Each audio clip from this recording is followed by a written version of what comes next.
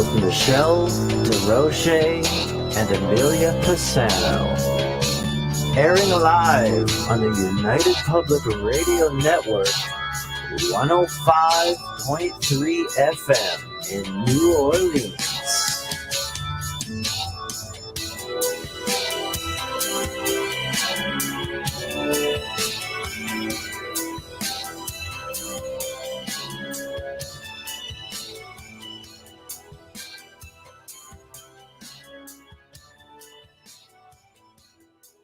Right here on International Public Radio, United Public Radio Network, 105.3 FM from the beautiful city of New Orleans.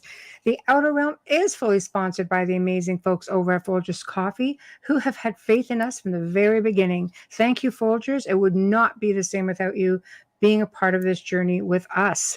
Tonight, we welcome a new sponsor to the Outer Realm. We are truly grateful and honored for his contribution of time and his music for our new intro and outro.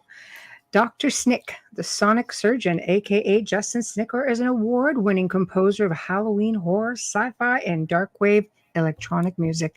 Dr. Snick's music is available on Bandcamp, Spotify, iTunes, Amazon, and most streaming platforms. So we thank you for your generous contribution to our show. Welcome to the journey. So tonight we welcome for the very first time here on the show, Mr. Dave Petrella. He will be discussing astrology, his contribution to the Oak Island Project and the show, and wherever else we end up going to. He's an interesting guy. You may have seen him in chat. We sort of yanked him out of chat and brought him forward to be part of the show. So in order to participate in tonight's show, please head on over to the International Public Radio, and that would be YouTube. Subscribe. It's the only place where you'll get direct interaction with us, because if you tag Amelia, you will get immediate responses. However, you can find us also on Twitch. You can find us on multiple Facebook platforms, one being The Outer Realm with Michelle Desrochers and Amelia Pisano, one being Canada's Most Haunted, Michelle Desrochers, UFO Paranormal Radio, News on the Flip Side, and Joe Montaldo, UFO Undercover. So as you see, you have a lot of different options. We can see you, just doesn't mean that we're going to be able to respond right away, but we will do our very, very best. So as we are a little bit delayed tonight, we're still playing around with a new format, and I'm looking for our banner, which I don't see. Oh, thanks, Wayne. He said your image has a glow. Who, yours or mine? Yeah, I don't know. Mine. Hi, I don't know what just happened. Yeah, I can't get to it. I moved the light though. Okay, there we go. That some of it, I can see it on the bottom, but I think it's my lighting because it was in front of the camera instead of behind. Okay. Well, this is good. All right. This is good. I don't see our banner. So if Joe hears us, maybe he can get the banner up, because I have no idea. So I see the glow. That's a light. That's a lighting in my room. Hi, Corinne. Hi, Wayne. Hi, Janie. Wow, this is great. Starting to get the gang all in. So maybe we should read David's bio, and hopefully he's gotten the he messaged. Hold on. The memo, and he's got in there, and hopefully he'll be able to get in there. No problem. I'm just checking. I got the link, Amelia. I'm trying to talk to Michelle on Facebook. Well, he says I need to browse. Copy the link already. Okay. Click on it. Okay, let's try that. Because he doesn't realize that I'm his not browser. I'm not on Facebook. I'm actually on StreamYard, so it makes it a little bit harder. So sorry. There we go. Okay, David Caruzio. Hey. So anyway, maybe we'll just do the bio and see. While you're doing that, I'll try to see if I can get him on it. Sure, no problem. It's a brief one. Actually, if you are a regular here, you'll know that Dave Petrella actually frequents our chat room quite often, and that's what sparked this conversation to have him on. Dave Petrella is an astrologist, biologist, spiritual guide, I need a deep breath, and Oak Island theorist. He's traveled to all 50 states and most of Canada doing research. Dave has studied world religions and spiritual traditions extensively, along with Eastern medicine, metaphysics, and topics related to extraterrestrial intelligence. So he's always participated in our chat room, and he was so knowledgeable, and we were having so much fun. We're like, you need to come on. I know. I'm going to send him another link. And this Yes. makes it really difficult, I think, I'm going to try it this way. Dave Petrella, let's try this. Send it. Okay, let's try it this way and see if he gets it. My gosh. Try this. Okay. It's really difficult because some of our guests do like to come on, or they use the phones, and it makes it really hard because StreamYard doesn't like Apple. So sometimes you have to copy and paste the link to, certain platforms that prefer a little better, like Chrome or things of that nature. So we are just waiting. I And have hopefully, Chrome on my phone.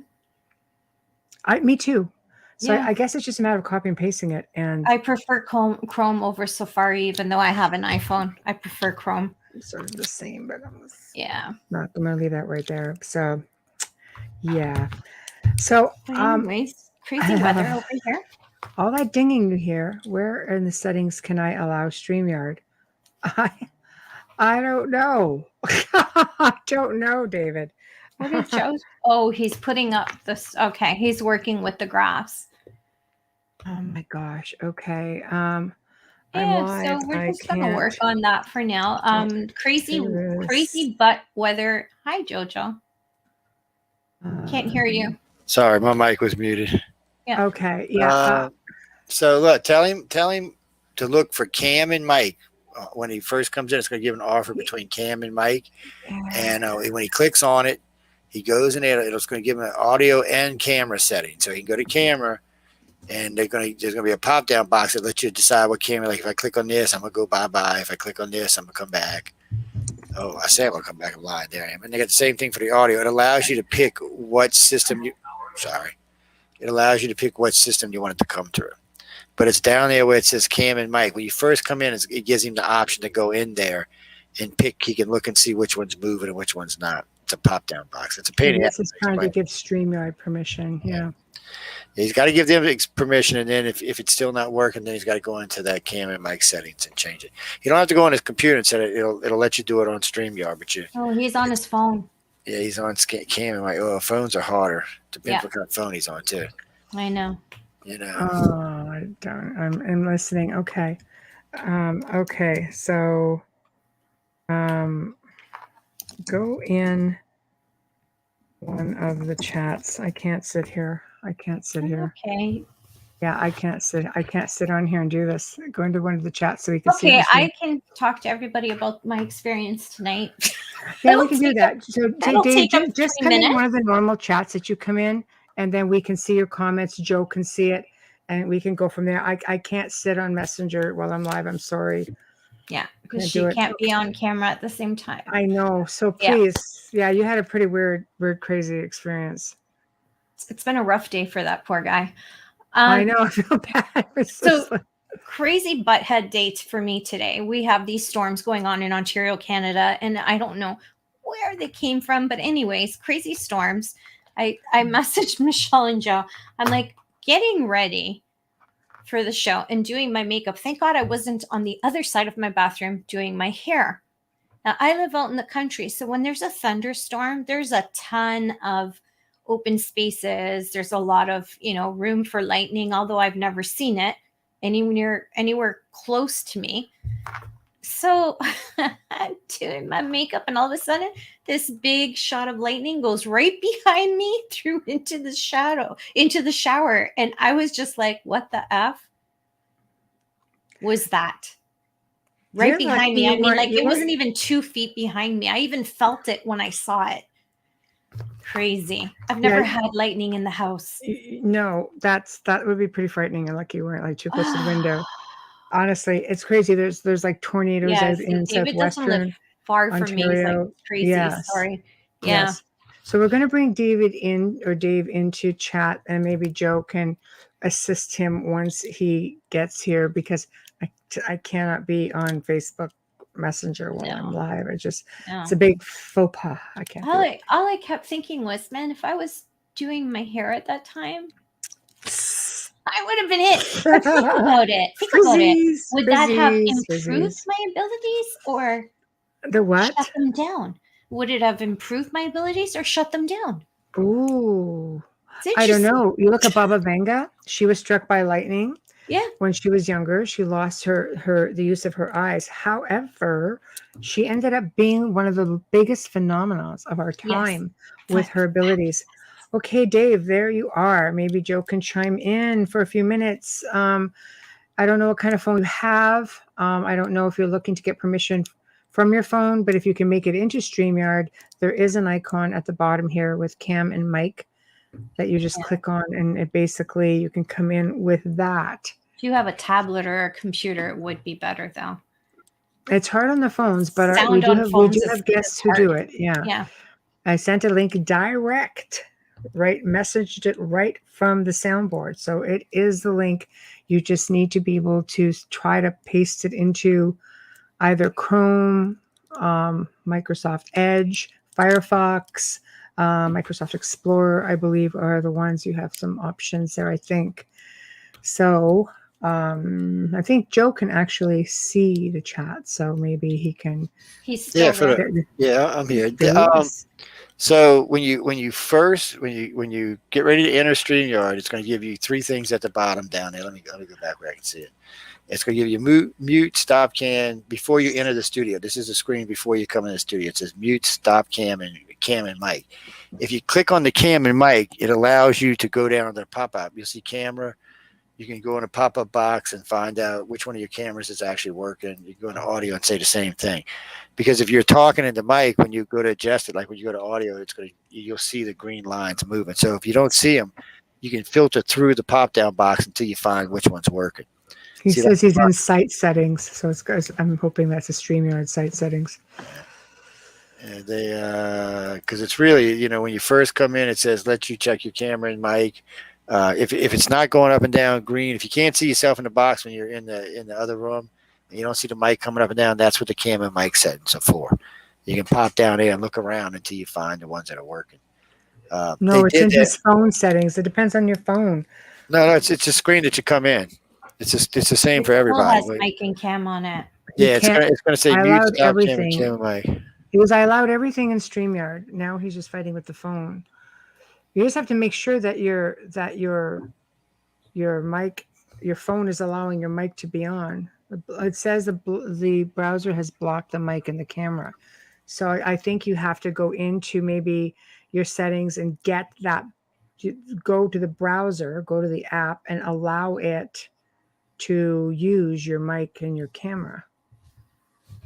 Give that app permission to use your mic and your camera.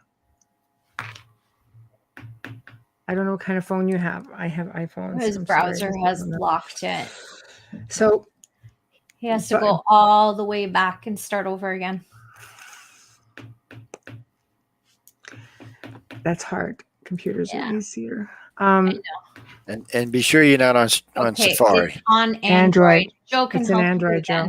Yeah. So it should have Android Google. rocks. Okay, I'm out here. Yeah, we see how much it rocks. Just saying. Yeah, you should be able to get this, no problem. Watch it, Red. Which one? So, wish there was an easy way to do this. Okay, no, it's he's on Chrome, so he should be okay. Maybe Joe can just help you through. StreamYard loves Chrome the most. So, unfortunately, it's actually really easy. It's just a little bit difficult with phones if you don't have a computer or anything like that. It says I can join without mic and cam. You got to give them the wrong link. You can try. You can try, but unfortunately, if there's any sort of feedback, we'll have to drop you because that's what people are going to hear. Now, if you can turn off your mic, maybe just put your headphones on, and maybe then it will allow you, because then there won't be a feedback. Try that maybe, with just shut the mic part of it off, or use the one headphone. Oh, because he has earbuds. Yes, he's got a mic on it. That's why it's saying it. Well, I mean, I have them. I don't have problems. I think it just depends on the phone. So yeah, getting back to being struck by lightning, Baba Vanga. If you guys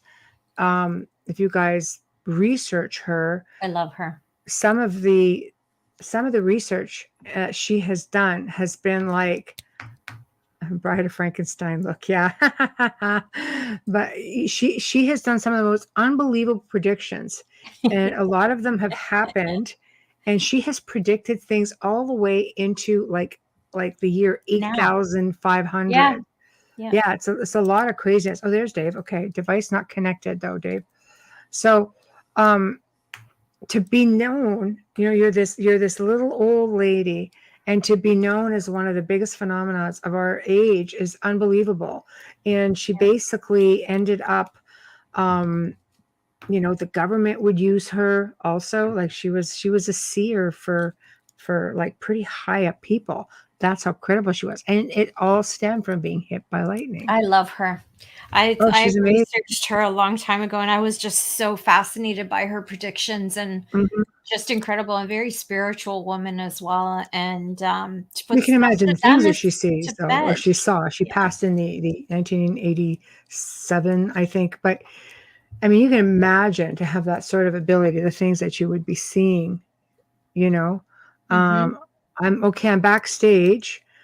Okay. It says device not connected. They will need to connect their mic and cam before you can add them. Okay, so when you're here, just go down. Yeah, for cam and mic. This is really not working. For cam and mic, that's because the setting is right here on once you're in backstage, you click on the cam and mic. You have to turn it on for your phone. Yeah, it has it at the bottom. Yeah, it's right here at the bottom. If you look, and you can see us, and then you see at the bottom it says mute, stop cam, mic. You have to go right there. That little edit mic settings, edit name, edit mic. Yeah, it's not letting me edit the mic settings for you. Unfortunately, you'll have to do that. And your mic is showing turned off. Yes, I clicked them. It's not connected. This is so bizarre. This is really weird.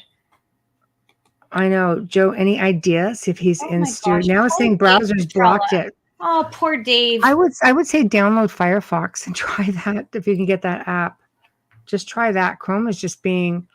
I just find it's being really silly considering how much StreamYard loves it. It's just. I know it usually works good with Chrome. It's one of its favorite things. I wonder if there's an issue because he's got new earbuds plugged into his phone. If one's overriding the other. The phone doesn't want to connect, just for shits and giggles, unplug the earbuds, and let's just see.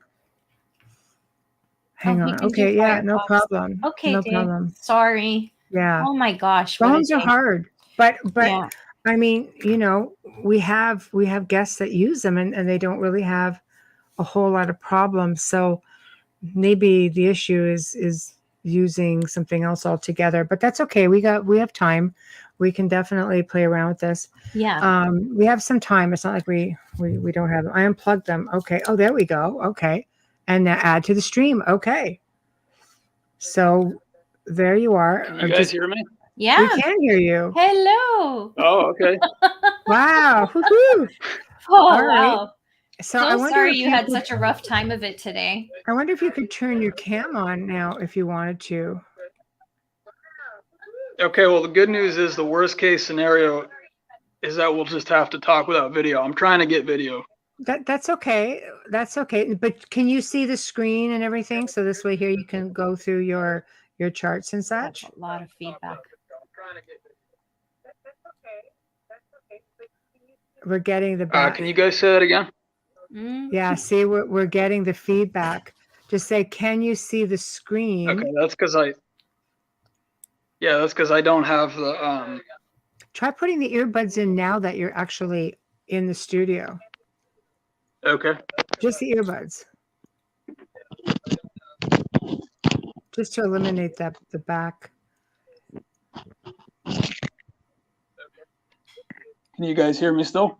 Yeah. Yeah. Perfect. Wow, okay. No echo. See that? I guess the key is just getting you in here first. Yeah. But that's okay. As long as you can see the screen, because once we start working with your slideshow, you're going to need to be able to see it and explain what's going on, right? So before we get to that, as long as you're settled, we can definitely get started with the interview. Let me know when you're ready. Okay, let me let me try to put the cam on now that I'm in. All right. Then gone, not connected. Take the cam off. Take the cam off. So, it's going to be one of those shows. I have a feeling it's just going to be one of those shows that's not going to work with you. I think you're going to have to just do audio, and you can use your earbuds so we don't get feedback. But again, as long as you can see the screen, Dave, just so we can go through your slideshow, because Dave has included quite a bit of photos and graphs that he's done. So it's going to be a whole lot of fun for those astrology buffs. And of course, we are going to talk, or try to get Dave back on and talk about a little bit about his part of the Oak Island research. So that will be fun, because everybody loves the Curse of Oak Island, and he has partaken a little bit in that. So there he is. Device not connected. You just disconnect everything again, Dave, just to come in. And then when you come back in, you can plug your earbuds back in, and we're going to leave that right there, because we do have to sort of get on with things. Perfect. Okay. Now I'm going to bring you in. Okay. 1 second. I can't bring you in. Add to the stream. Okay. Now you can plug your earbuds back in. Your mic is off. I'm just going to unmute. Yeah, your mic is off too. I can't even hear you. Can't unmute your guests because they chose to mute themselves. Okay, you have to unmute yourself. Okay, how about now? Yeah, perfect. Good. You have your earbuds back in? Okay. Okay. Okay. Make sure your earbuds are in, and make sure you can see the screen. So once we get to your slideshow, you'll be able to explain everything. And we'll have to get the show on the road. So thank you for joining us. I know it's a bit of a fiasco. Unfortunately, it's very hard to test this all beforehand, because there is a show on before us and that needs to be completely offline before we can go ahead and, kick in our own show. But as long as we can hear you, it's fine. You're not the first that just does come in and doing audio. But what I'd like to do is get started on what I call humble beginnings. This is just the part of the show where the audience gets to know you a little bit, what you're all about, where you come from, and what led you to do the things that you're doing today, because you seem to be versed in a lot of really interesting things. Okay, yeah, sounds good. You guys can hear me pretty well, right? Absolutely. We hear you loud and clear.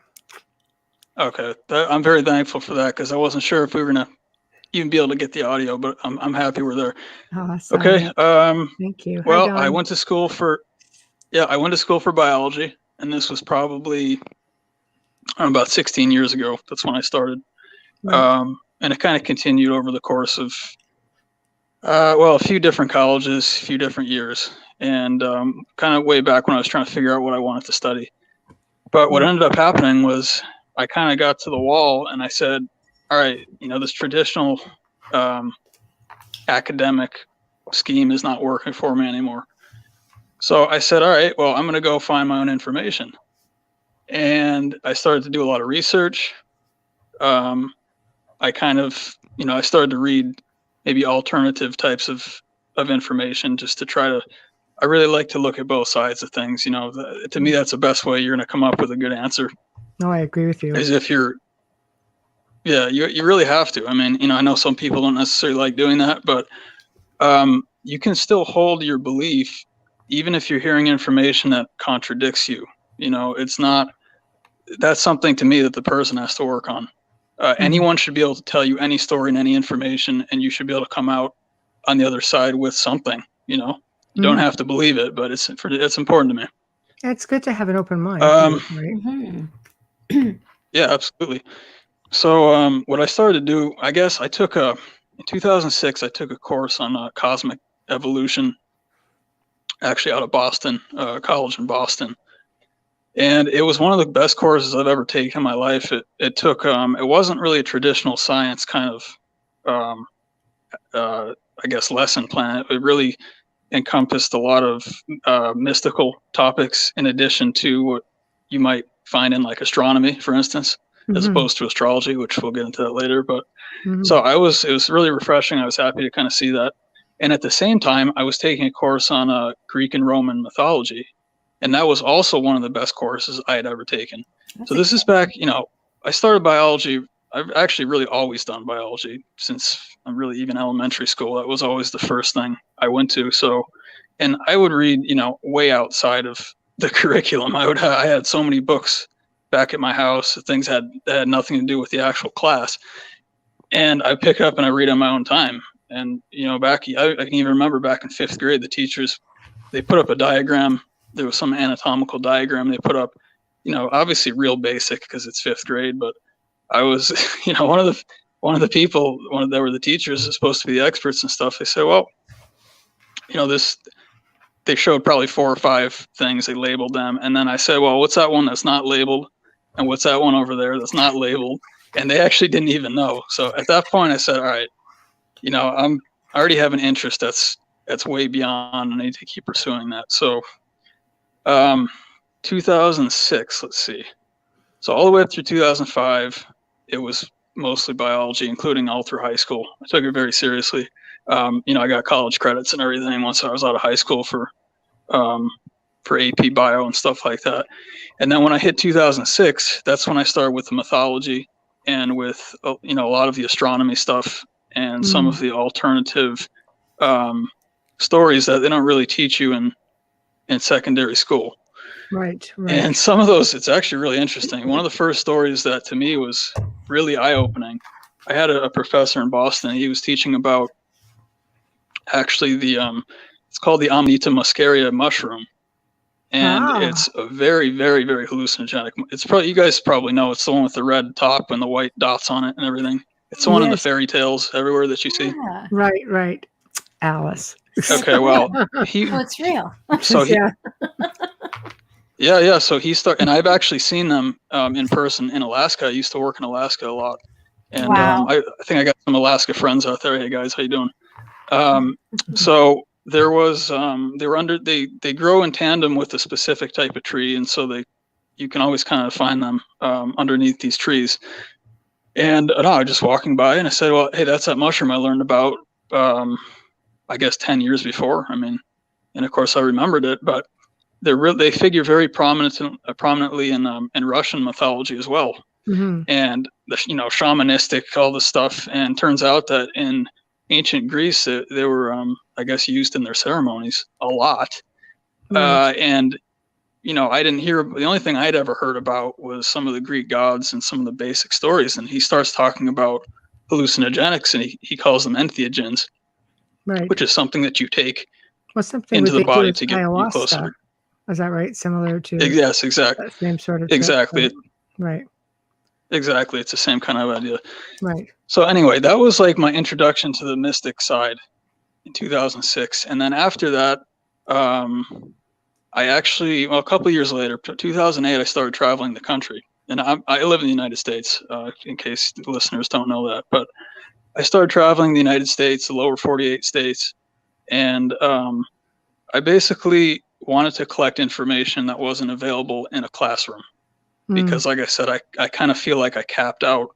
I'm just like, this is not cutting it, guys. I know there's a lot of story I'm not being told. I want to get firsthand stories from people. So I started actually in Arizona back in 2008. And I started traveling to all of the, all the states by car. And at the first time, it was like the first wave. I did most of the southern states and a lot of the eastern states up the Atlantic seaboard. And then what I ended up doing was 2009, I kind of picked up on the second leg, and then I went the other way. I went out kind of to the Rockies and then up towards Montana and then out east from there.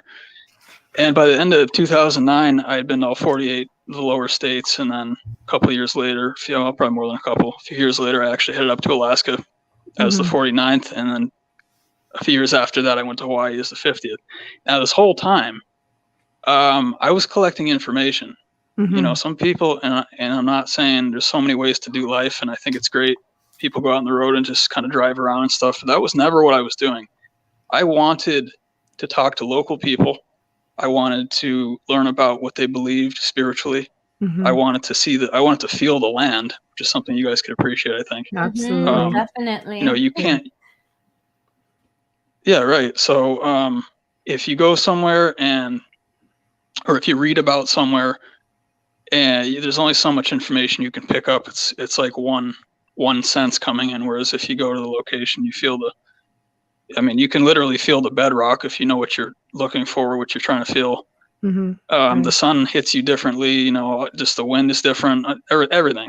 So it's so different everywhere you go in the world. Mm-hmm. I agree. And okay, so I guess I'll try to wrap this up because I want to get to the astrology It's material. okay. That's okay. No I one's hope it's rushing interesting. you. I hope it's interesting to you guys. It's okay. Okay, so let's see. I kind of picked up along the way. I picked up a lot of the spirituality aspect after the biology. Biology was first, and then during these trips, I picked up the spirituality aspect. And by the time I got up to Alaska, this was 2012, which it's a huge day, a huge year rather, and for the Mayan calendar, but also for the way that I interpret in Western, tropical astrology, the way I interpret the cycle of time. I think they actually came pretty close to lining up actually in 2012. So I started to, when I was working in tourism, I did a lot of stuff with tourism. In my time off, what I did was, I would spend a lot of time outside. Alaska's beautiful, but I went to the library, one of the local libraries, and I remember, I'll never forget it. I picked up my first book about the chakra systems, which is of course your spine and the spinal cord and the spine and the nerves that are associated with it. And what I ended up doing was I picked up a few more of those books, and I found out that there's something really interesting going on here that I had never been exposed to. Now, in my biology courses, of course, I live in the United States, we live in the Western world, they don't talk about these things. Right. And to not even as like an introduction. And to me, I wanted just to see it. And if I had seen it when I was back in high school, I would have I started on that journey way back. So I started to pick that up. And then, let's see, it would have been about 3 years later. I read a lot about shamanism too during that time. And then 3 years after that, I was introduced to astrology for the first time. This was 2015. And I was actually looking for information about biology. I was looking for information about the spinal cord fluid. It's a very, very, there's a lot of secret information that's associated with the human body. I'll put it that way. That they knew in India, they knew in China, mostly in the East. I would also argue they knew it in the pre-kingdom Egypt before any of the pharaohs were there. And really what's happened is that through the centuries, it's just gotten watered down so much that it's so hard to understand. First of all, what is even real? If they connect, how do they connect? It's a huge, huge puzzle to try to put together. Oh, I can imagine. So this person who taught me astrology, and I actually like to send a shout out to him because I'm so appreciative for his work. Yeah. His name is Santos Bonacci. He's based out of Australia. He's doing a lot of revolutionary work in many different fields. I would encourage anyone to check him out on YouTube for sure. Oh, fantastic. And he's got a lot of other pages and websites and things too. But the information I found about the spinal cord fluid was from his YouTube channel. And I actually found exactly what I was looking for. I couldn't believe what I was listening to and watching. Everything kind of just started to make sense instantaneously. I just wished I'd seen it 10 years earlier. And on the side, on his channel, he had some other videos about astrology. And I said, you know what? Maybe it's time I take a second look at this topic because I've never spent time with it. And he did such a good job on his first video that I said, I respect him so much. I said, I'm going to listen to him. I'm going to give him my time. I'm going to listen to what he has to say about astrology. So then I started to watch astrology videos. And I said, at the end of that, I said, this is actually repeatable. This is something that I could actually see if it's scientific at all. And I took, I did my own birth chart. I started to do my friends and family. I did their birth charts. And then I said, you know what, after doing like 20 or 30 of them, I said, you know what, this is actually real. There's something seriously real going on here. And I had no idea what to even think about it. And then later on down the line, I said, well, okay, I guess it's something that the ancient people did. I have so much respect for what their knowledge base was and what they were able to accomplish So I just started to add it to the tools that I had to understand the ancient world and to understand spirituality and all these things. Mm-hmm. So once you have a good, a solid base in, let's say, like the way that biology is taught in North America, or let's just say the West, Mm-hmm. and then you pick up the teachings of biology from the East, which would include India and China and a little bit from Egypt, but it's so much of that text is just gone. Unfortunately, we have to kind of pick up pieces and look at the hieroglyphics and the pictures and all that stuff. Mm-hmm. But I know they knew the same thing at some point. I'll put it that way. And it's somewhere along the line, it was just it disappeared, whether it was because of a conquest or because people lost interest in it. It's hard to say. Over hundreds or thousands of years, you get people coming in that try to change the narrative. They change their pantheon of gods multiple times. Mm-hmm. They picked up the mummification. It's just, it's so hard, really, truly, it's so hard to understand the timeline. Mm-hmm. And I spent a lot of time with it. And what I just decided at the end was that, all right, I'm going to just take the things that I know that work, and I'm gonna use that. I'm gonna have that as my bedrock, and then the rest of the stuff as it comes in later, I kind of always keep it on the back burner. Mm-hmm. Things that are interesting to me and things that I think maybe one day I'll get more information, I can put it together. That stuff's always on the back burner. Mm-hmm. So that's kind of the basic trajectory. And I've been doing astrology for almost 7 years. I've done, thousands of charts. I really can't even count. That sounds exciting. And it gets to a point. That's the core of a person, isn't it? Astrology. It really astrology. Is the core. Astrology is basically you associate meaning with the stars and the planets based on their positioning and, of course, the time of year and the time of different cycles and things of that nature. Where you are in precession, all this kind of stuff. And so astronomy says, all right, we agree with you. We agree that this is the angle. They'll be down there with their telescopes and when they're, not just telescopes, it's much more involved scientific instruments, but they'll be down there measuring the angles relative to where we're actually viewing it from, which is Earth. And so you see Jupiter rise, you see it up there at 11 p.m. or whatever it is. And depending on where you are on the Earth, the angle is actually going to be different of really everything. It's different for the stars, it's different for the planets. And that's why when you do a birth chart, you need the place of birth. Because without that, you're not going to get your proper angles. And astrology it's 100% based on angles. It's extremely mathematical.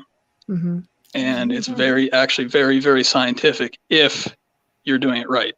If you truly know what you're doing. And I approached it as a science. I never approached it as this is interesting. Let me do this. So my perspective is very different. And it was very hard to prove to me that it was real until after 50, 60 charts, I said, what is going on here? This is really strange. I might not have liked it. And I know some people are resistant to it and they might say, oh, that's ridiculous. Maybe they've read the horoscopes and say, these are not accurate or whatever it is. The generic horoscope. Yeah. Right. But the thing is that it's, would you say, Amelia, disappointing? No, horoscopes are so disappointing. I'm talking about the ones, that you pick up in a newspaper and a magazine, not someone that you actually sit down and they actually know what they're doing, right? So I had a whole book done.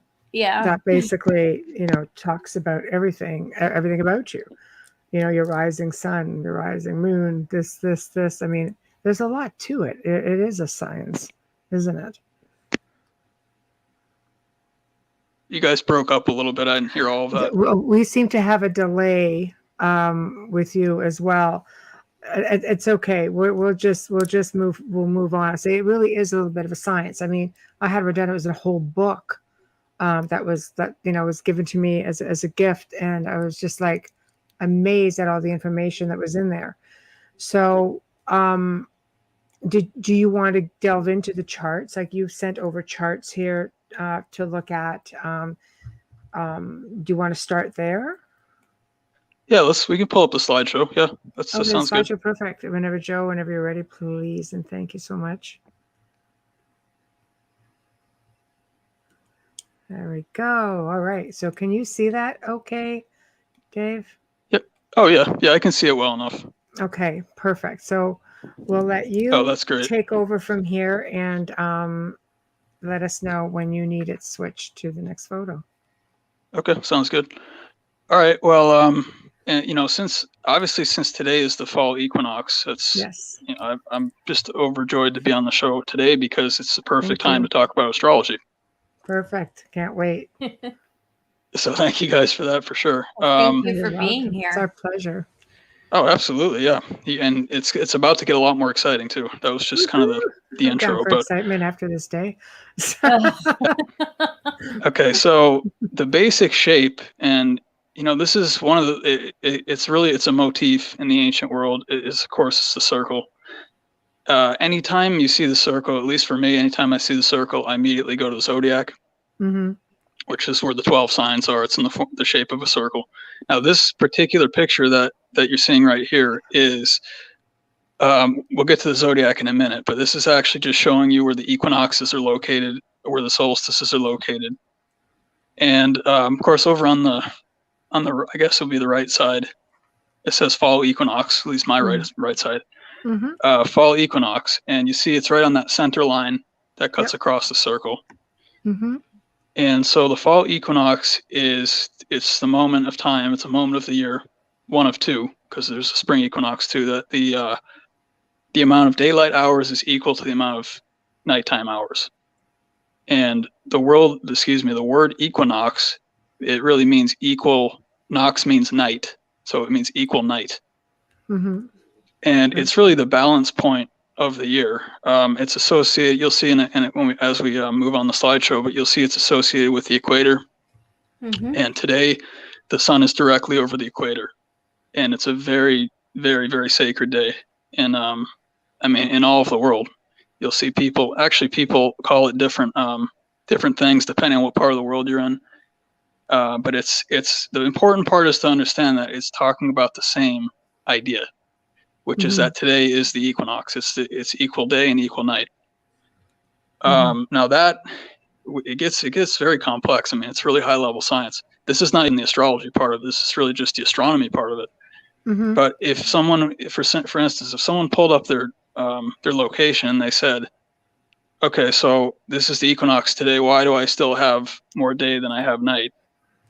And the reason for that is largely based on latitude and where the location is on latitude. And depending on if you're looking at, and this is a controversial topic too, but if you're looking at the sphere or the globe Earth model, I could explain it one way. If you're looking at the flat Earth model, I could explain it a different way. Right. I don't want to talk too much about flat Earth. I just want to say one thing, that in the ancient world, this was their model. It was based on a flat Earth that was stationary, and it was in the center. The geocentric model, of course. It's in the text of the Bible. It's in the text of the Quran, at minimum. And so all I have to say is, actually Santos Bonacci has a really good video, a few of them that have proofs for flat Earth. And it's just worth looking at just to compare them in your own head and just to think about it. It's just a really stimulating topic. But you'll see that the next slide, it's actually going to be based on the Earth being in the center. Now, technically, the Earth doesn't have to be flat if it's in the center. It could still be a globe. So there's so many variations, and you really have to go back in history and try to decide for yourself what you believe. But actually, if you guys could just go back to the first slide, I want to finish with that a little bit. First one, Joe. Thank you. Okay, thank you. Thanks, Joe. All right. So anyway, over on the right side, you see the fall equinox, and what starts happening is that, well, first of all, you will have noticed since the summer solstice that the sun is not as high in the sky. Right. And so each day there's less light, and it's also not as high, which means you're not getting as direct sunlight, which means I thought about this a lot this summer, actually, because I live in the South right now. But when you go outside on the summer solstice, the sun is absolutely merciless. It is, even if it's like 80 or 85 degrees, it feels extremely hot on your skin. Mm-hmm. The air temperature might be not as high as it would be in August, say, Mm-hmm. but the rays, this is what I believe, the rays, and I'm sure this could be measured, are going to be more intense because the sun is a lot higher Mm-hmm. than it is in August. Like June 21st, it's way higher in the sky. Right. Right. So, okay, so going back to fall equinox, actually, even from the day after, or the moment after the summer solstice happens, which is around June 21st each year, Mm-hmm. what ends up happening is the sun starts to, in some of the mythologies, it's called the death of the sun. So Right. it's slowly Right. losing light, Mm-hmm. and you get to the fall equinox, and now you have equal light, equinox. But Mm-hmm. when you go into the quadrant beneath that, and this actually is really interesting because we're approaching Halloween and stuff like. I know you guys like Halloween a lot. I know it. Just and a a lot of little people. Absolutely. Yeah, right. Well, the day of Halloween is really, really close to the center of Scorpio. And also the Day of the Dead, which is what, the 2nd or 1st of November or something like that. I'm sure someone knows out there. The Right. second. Yeah. Right. It is So November that's 1st. so they're like 2 days. Because All Saints Day and the Day of the Okay. Dead. The Day of the Dead One's is one, the one's first, the isn't it? other. One's the don't know. first, yeah. Okay. So in any case, that it's within a few days, like 3 or 4 days from the very center of Scorpio. Right. Which actually, if you see that the next line that I drew, it's going to be hard to point out, but going down from the fall equinox, that line that cuts through that quarter right there. Mm-hmm. And of course, if you drew a cross across this circle, each of those quarters is a season. It's one of the seasons. So the bottom right is the fall, and right in the center where I drew that line is called the cross quarter day, and that's really close to center Scorpio. And that's where Halloween is, roughly. So anyway, the sun, and by the way, one of the reasons it's called fall is because you can see that the sun is falling down the zodiac. It's actually going down. You're going to get to the winter solstice. And now, before you get to the winter solstice, that whole quadrant is it's really like the death quadrant, if I had to say that. This is when the sun is the least happy out of all the seasons, is in the fall. Mm-hmm. Because it's losing light every day. It's losing intensity. And that's called the death of the sun. Now, when you get to the winter solstice, which is right about December 21st, that's one of the days that's called the birth of the sun. Right. And the birth of the sun, and we know, Stonehenge and all these monuments, everyone knew about it. The birth of the sun, it happens on the 21st, but also you could say on the 25th, which of course is Christmas. Right. And what happens is, and this goes back to some of the the stories from the Bible and everything, that Jesus was in the tomb for 3 days. Right. Now I'm going to say, according to what I believe about numerology, I'm going to say he was in the tomb for 3.33 days, which is 33. Right. And of course he also has that date associated with his lifespan. Mm-hmm. So on the 25th, the sun doesn't move for 3 days or 3 1/3 days, meaning that you're not gaining light, you're not losing light. But on the 25th, you start to gain light again. Right. That you can actually really measure it. That's right. Significantly. And that's the birth of the sun. And I'm not trying to be controversial. I just want to put it out there for people. Yeah. Exactly. But this is the sun in the sky. Right. And according to the story of Jesus, this is also the sun, S-O-N. Right. And that's why they match up on that day. Mm-hmm. I'm not saying that Jesus, if people believed in Jesus, that he couldn't have been the one that set that up. That's absolutely possible. All I'm saying is that that's the same day. Well, a lot of this even predates the Christianity too, right? So you're going back to ancient belief systems that predate some of that. Not religion. Right. Oh, absolutely. Yeah. And of course, the first religions were based really on nature and animism and things like that. Exactly. And then I would argue, it's actually a really weird topic. It's going to get into the extraterrestrial topic at some point, probably the next show, I guess. But either humans came up with the religions, or they were given to humans by, in my opinion, higher beings or higher divinities. Right, I agree. Right. So it's it's a really, really, really interesting topic. But anyway, back to the circle here. You never know. If we get through the slideshow, we just may get to it. Yeah, exactly. Well, I'm gonna speed up a little bit because I do want to get through all these pictures, and I'm more interested in questions really. But the basics kind of have to be nailed down first. Absolutely. So the next picture then.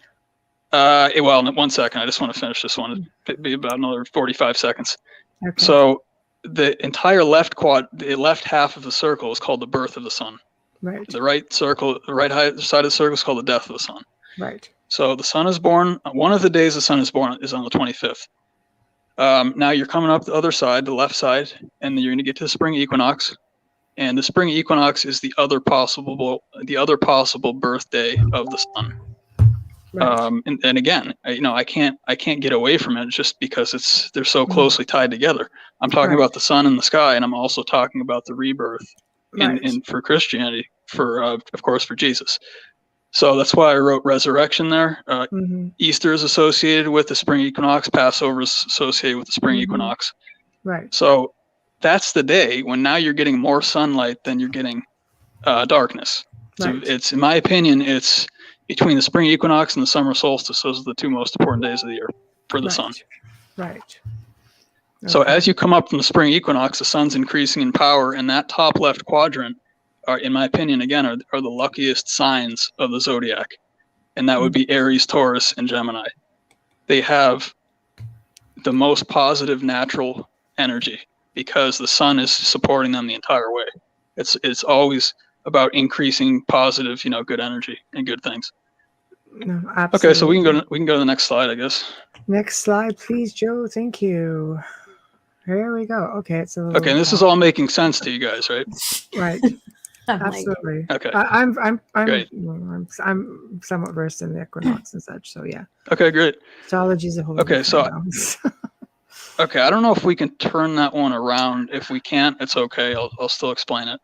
If we can turn it 90 degrees, but I don't know. If this is the Trinity just saved it. Yeah, we'll have to improvise. Okay. Sorry. Okay, that's fine. This is the ancient model of a solar system. Right. So, and by the way, there was a lot of consensus. The further back you go, the more consensus you're going to find. Right. And of course, as humans do, they tend to destroy information and manipulate it, and then they change it. Right. So it's another thing that's just so hard to figure out what it was. But in my opinion, this is the closest you're going to get to a good model of the solar system. Okay. And what you have is in the center is Earth. I'm not sure how well people would see that, but the very center is Earth, and above the Earth, and this is also described in the Bible and the Quran, at minimum, it talks about the vaults, V-A-U-L-T, over Earth. Wow. And the vault is referring to the dome-shaped sky, essentially. So it's almost like, is that going back to like flat Earth, like that theory? Oh yeah, absolutely. Got it. Okay. Yep, it's right in tandem with that for sure. Okay. And so there's going to be 10 spheres, according to the ancient model, and each of these spheres has a planet that's associated with it. Right. And by the way, and this is also the model I use when I talk about astrology, because I would argue this is the model that astrology is based on, that it was originally based on. Okay. I call Earth, like a base 10 dimension system, or base 10 planet system, whatever you want to call it. Okay. So as you're going up, now for astrology, the order is a little different than what astronomers accept it as. It's obviously a big point of contention, but I'm just going to show the model. I think most people know the traditional model, so I'm just going to show you the astrological model. And the astrological model, the moon is considered a planet. It's called the first heaven. It's directly the first vault above the Earth. And then it follows Mercury, Venus, Sun is in the fourth sphere. Then you have Mars, Jupiter, Saturn, Uranus, Neptune, and Pluto or an object that's associated with Pluto. It doesn't have to be what scientists claim was Pluto, but it is in that sphere. Something is up there. I don't know if we found it yet. Right. And Okay. as you go up the spheres, it actually decreases in density, which we actually know. I mean, common sense, if you hike up to the top of a mountain, there's a lot less oxygen. Correct. And then if you leave the different atmospheres, there's just a vacuum. Right. So that's decreasing in density. And now when you go below the Earth, you're going to have, there's what's called the 10 planes. And it's very similar to what Dante talked about. There's the 10 planes of hell, which are, they're similar to Earth in some ways, is that it's again, this is the ancient model, so it's based on the plane. And planet comes from the word plane, which means Right. flat. I just want Right. to get that out there for people, just to think about that. So as you go down, it actually increases in density, and each of these hells are supposed to be basically less mobility and less freedom the further down you go. Mm-hmm. And this is the as above, so below model. This is, in my opinion, the true model. Right. And you can see there's 10 above, 10 below. Earth in Norse mythology, it was called the Middle Earth or Midgard, because you see it's in the middle. They knew that there were things above it and there were places below it. Mm-hmm. And that's something that we've kind of lost through the years, but that's that model. Okay. So we're going to run out of time if we don't skip through these a little quicker. Yeah. Unfortunately. I'm done with this one. We can Yeah. Okay. Great. we can move on. Yeah. Excellent. I just want to make sure we get everything covered for you here. Okay. Go ahead. Next Yep. one. Okay, we can. You guys have the next slide ready? It's right there. Okay, great. Okay, so now this model, and you saw the model for the Earth. This model is the model actually of the human body. Okay. And what happens, the first time I saw this, I really absolutely couldn't believe it. I kind of randomly came across it on a Google image, but the human body, the human chakra system, also has 10 points.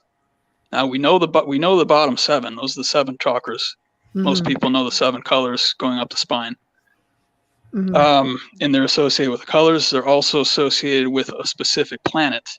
And the planet they're associated with is the same. If you put the chart from the last one and this one together, they're the same on the same level, which means that if you're talking about the first chakra, you're talking about the moon. Right. You're talking about the second chakra, you're talking about Mercury. Right. And all the way up to Saturn. Right. Right. And by the way, and just to show you that how closely this has been thought out by ancient people, when you talk about Saturn was also called Chronos. Yes. And Chronos is crown. Right. It's time, but it's also crown. Yes. And the 7th chakra is the crown, of course. Yes. Okay, so as you go up past 7, now in the 8th sphere, you have what's called the mind. This is where all the mental activity happens. The first, it basically would be the first chakra above the head. That's the best way to look at it. So you got the mind, and this is actually where the zodiac disc that I'm about to show you guys, that's where this exists. It exists in the 8th sphere. And in the 8th sphere is Uranus, and Uranus rules the fixed stars. So all the constellations are being led by Uranus. Uranus is watching over them. They're all in the 8th sphere. The 9th sphere is called the dream world. And the dream world is ruled by Neptune. Right. I came across something really interesting last week that talks about the 9th sphere being, well, it's called the crystalline sea. That's first off. The crystalline sea, and again, it goes straight to the Bible. There are descriptions of what was seen by some of the prophets who were supposedly taken off of Earth and shown how the Earth system works, and they were shown the planets and the stars and all these things.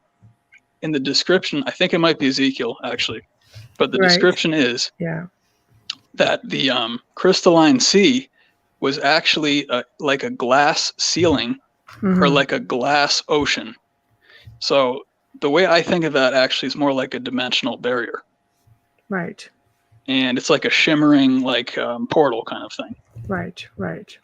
The 10th sphere is where you find the creators of the solar system. And it's also where you find freedom from astrology and freedom from everything. I mean, you're literally free to move as you'd like through the universe once you get up to the 10th sphere. Mm-hmm. Okay. Okay, that's it for that slide. All right. Next slide, please. Thank you. Ooh. Oh, Okay, now this slide, of course, I didn't draw that in case anyone's wondering. I said this is very good, very talented. Right. yeah. No, I have so much Blue respect. skies of Mexico perfectly. Right. I have so much respect for artists. I know there's plenty of people that could draw that to look exactly like that, and it's amazing to me that humans can do that. Yeah.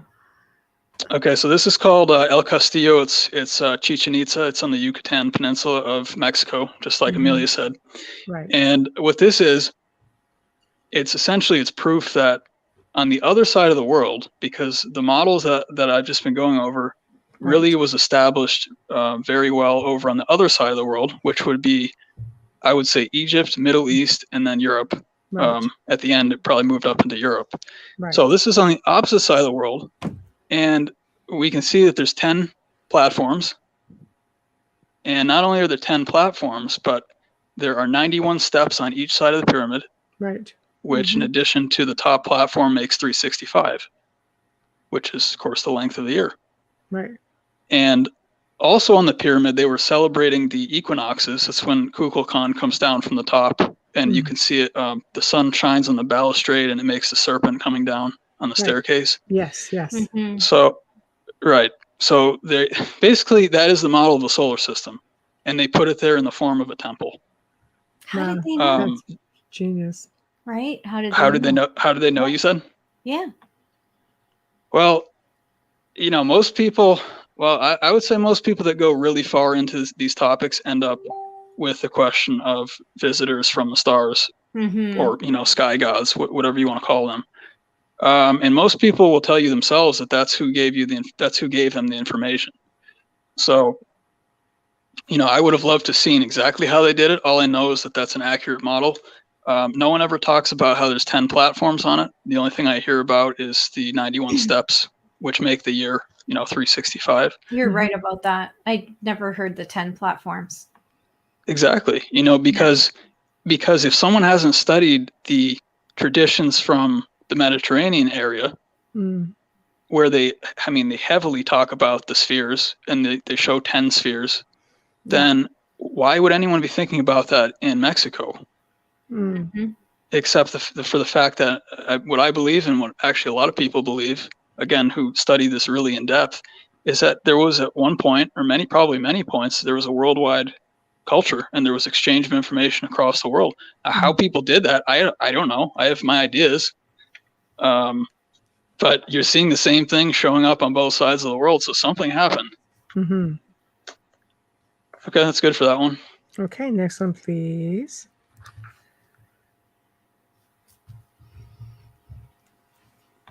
Wow. Okay, now this one is one of the most important slides, because it's what's called the ecliptic, and the ecliptic shows you the path of the sun throughout the year.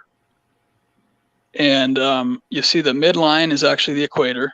So you'll see above that there's a dome, and beneath that there's a dome, and the center is the equator. And actually right in the center, the very center of that picture, there's a little dot, and that's actually the fall equinox.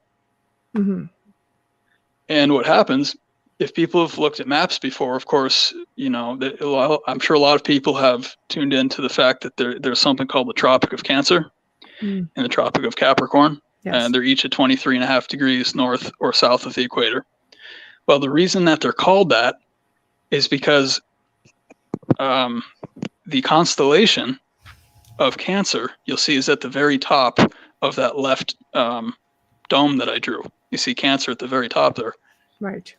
So it's just showing you that that's where it belongs on the ecliptic, right over the Tropic of. That's where Cancer is on the Earth, according to the ecliptic. And then if you go to the south, if you go further down south of that into obviously the east side or to the right, you end up at the Tropic of Capricorn, which you'll see Capricorn is also at the bottom. It's associated with the zodiac sign. And that's just that sine wave. The sun moves in the sine wave like that. The sine wave is it's the path of the sun. So that's 365 days that you're seeing. And each of the 12 signs is part of that. It's a pie piece, part of that Mhm. dome on both sides. So that's how you get the zodiac. This is the picture that people need, that I would say people need to understand first. This is where the circle zodiac comes from. It comes from a sine wave first. Hmm. And then I would say, for simplicity's sake, it ends up being a circle as a zodiac. But that's how it moves in this picture. Excellent. Wow. Who knew? That's interesting. All right. Next one. Yep. Please. Okay. It's upside down. He Jesus. can't change anything.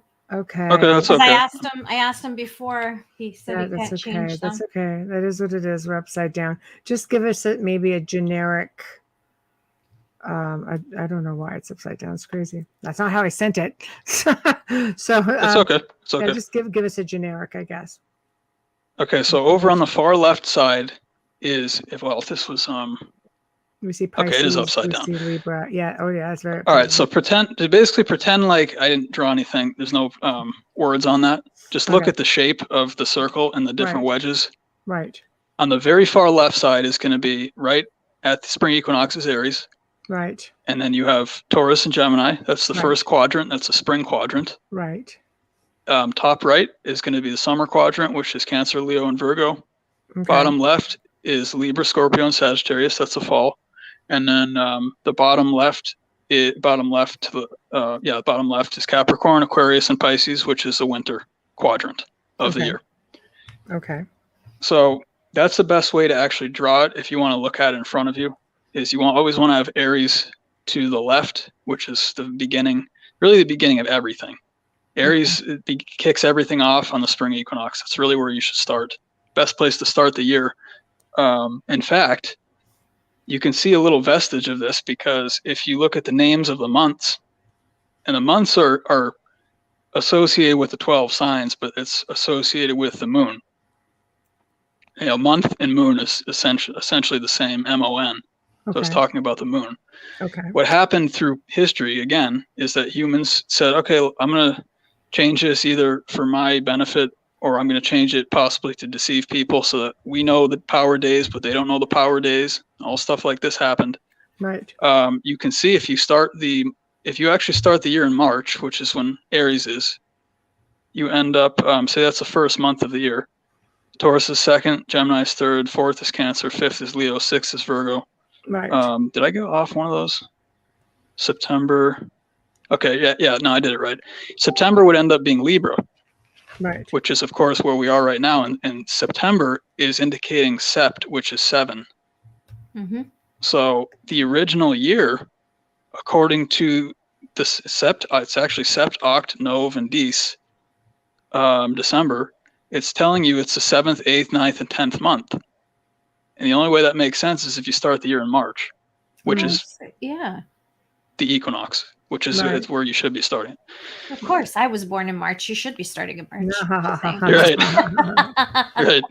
Mm. most messed up sign of the entire. So yeah, but anyway. Okay. Oh, we can talk about the signs when if you guys want specific questions, we can talk all about that once we do the slideshow. But each sign has positive and negative. There's the whole world down here, the whole physical world is dualistic.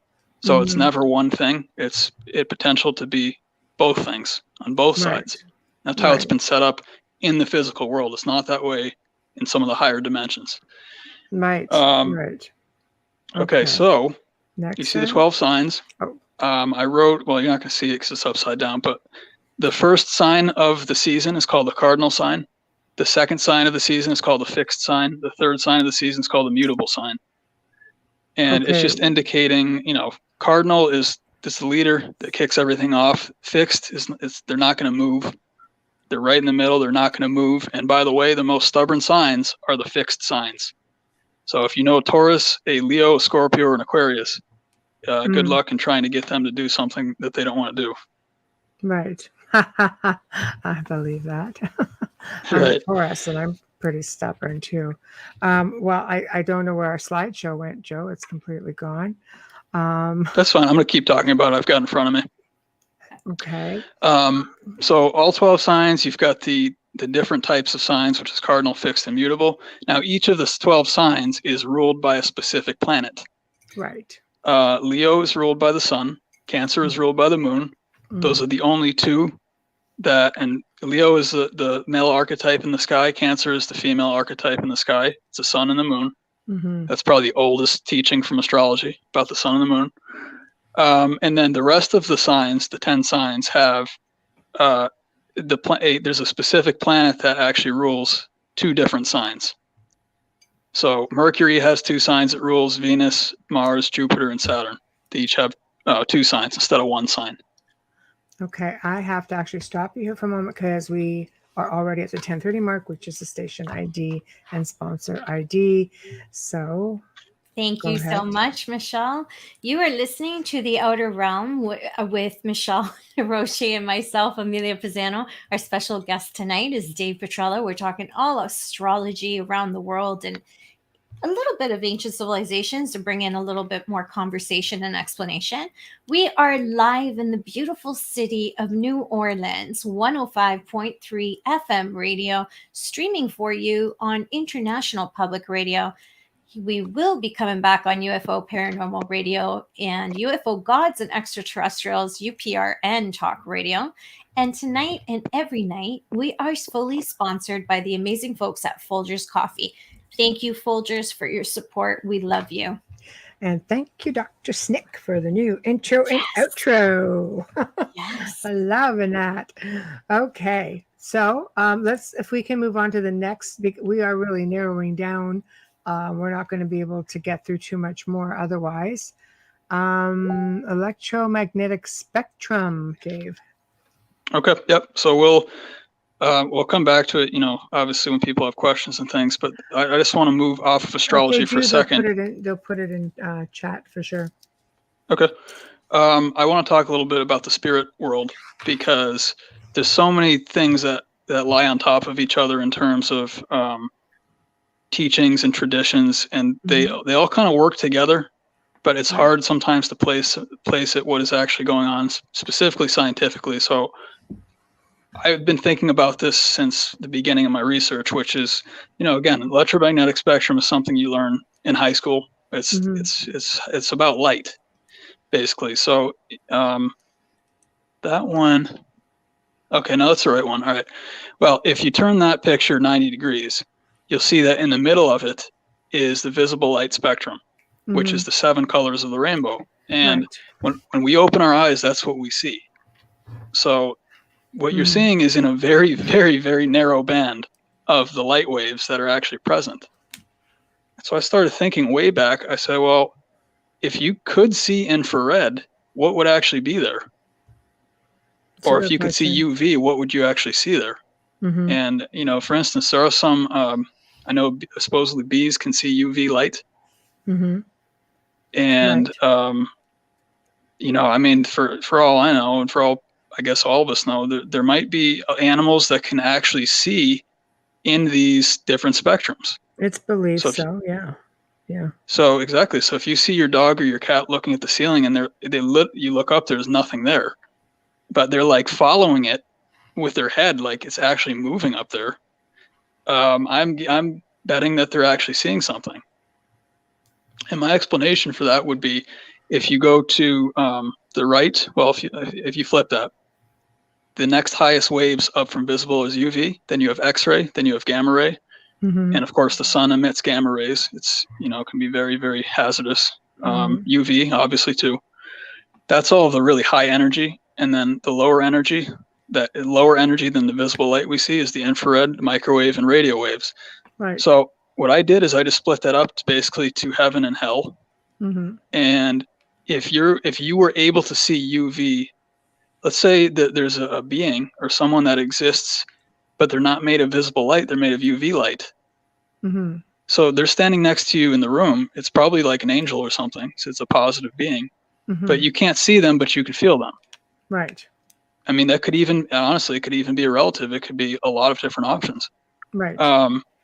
If you're going up in energy, my argument would be that you actually, the higher the energy, the more detail you can fit in.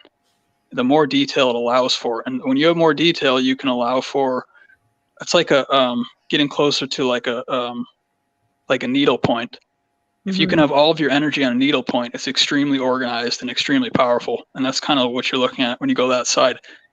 And on the contrary, when you go the other way, what I would say is that a lot of the ghosts and some of the demonic energies and some of the alien energies are going to be lower energy. It's going to be beneath visible light. But depending on the amplitude of the wave and the strength of that actual wave, they can still be very powerful. Right.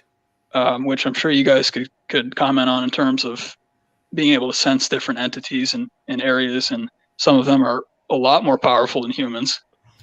Oh, yeah, you won't get an argument there. But again, that's, that can go in a whole lot of different directions. I don't want to take away from where you're going with it. We can go to the next slide. I'm ready to move on if you guys. Yeah, perfect. Next one. There we go. Look, it's right side and everything. It's great. We're going to get through it. We're almost there. There's only a couple left. Only 2 left. This one, I don't really need to say a lot about. It's actually right side up. Usually when you see the electromagnetic spectrum, it's laid out horizontally.